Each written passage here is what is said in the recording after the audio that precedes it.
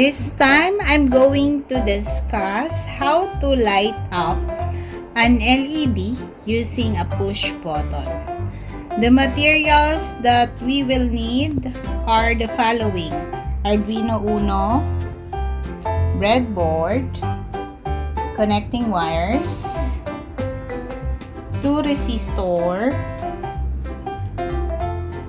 LED, and a push button that has 4 legs. First, let's connect the LED on the breadboard.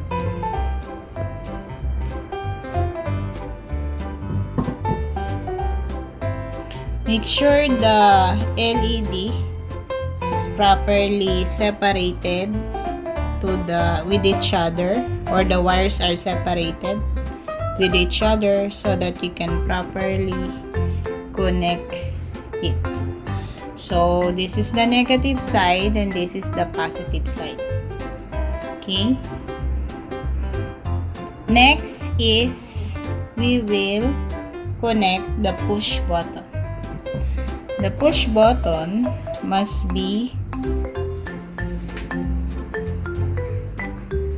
separated slowly like this one with each other, and if it's already separated slowly, you can connect it on the 4 hole of the breadboard.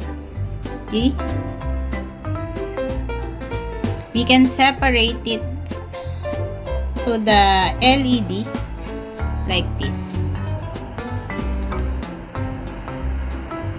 So make sure the push button is properly connected to the breadboard. Sit up properly on the breadboard. Okay? Next is we're going to connect the resistor. The resistor must be connected to the right side vertically aligned hole of the push button switch, and then the other legs, just connect it to another hole of the breadboard. So you can see this is the other end of the resistor. So the other end of the resistor must be connected to the ground. So let's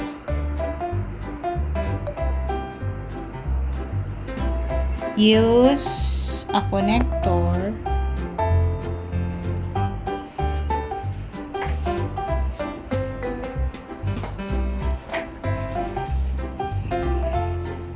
so the resistor must be connected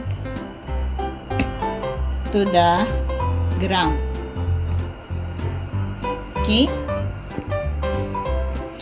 Next, you have to connect the other part of the push button, which is located on the left side of it. Connect it on the positive side, or on the positive part of the breadboard here on the red plus sign. Next is we're going to connect. Let's have the resistor first. So we need to connect the positive side of the LED. Connect the resistor to the positive side of the LED and to the other end or hole of the breadboard. Okay?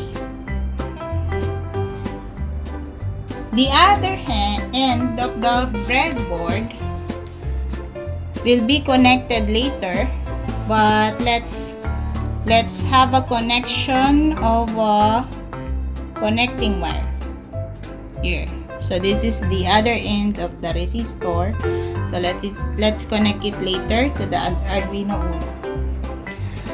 So don't forget to connect the negative side of the resistor of the LED to the ground. Don't forget to connect the negative of the LED to the ground. Okay. Next is we need to connect the right part at the top of the push button, the right part. Okay. And let's connect it to the pin number 8. Let's connect it to pin number 8. Where's the pin number 8? Pin number 8. Okay, of the Arduino Uno. And then we have to connect this part of the resistor which is connected to the LED to the pin number 7 of the Arduino Uno. Okay. Next is, of course, for us to power up the Arduino Uno, let's connect a negative wire to the ground. And then let's have a positive connection voltage to the 5 volt.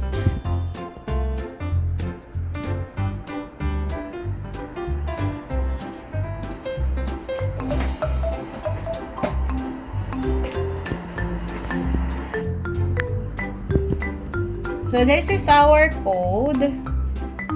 Don't forget that there should be a serial that begin 9600 to the code. And then don't forget to verify and upload the code.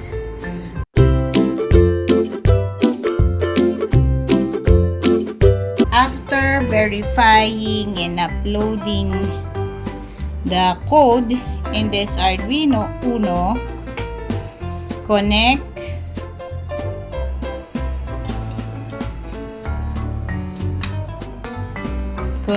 it to your computer.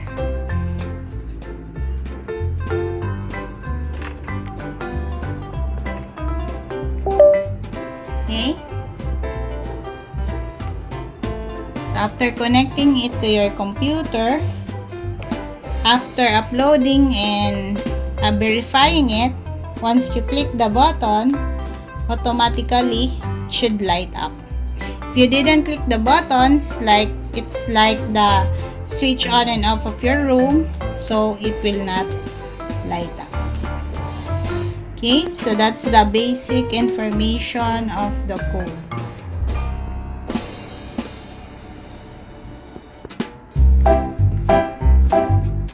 This is how it works, a push button to the LED using Arduino Uno.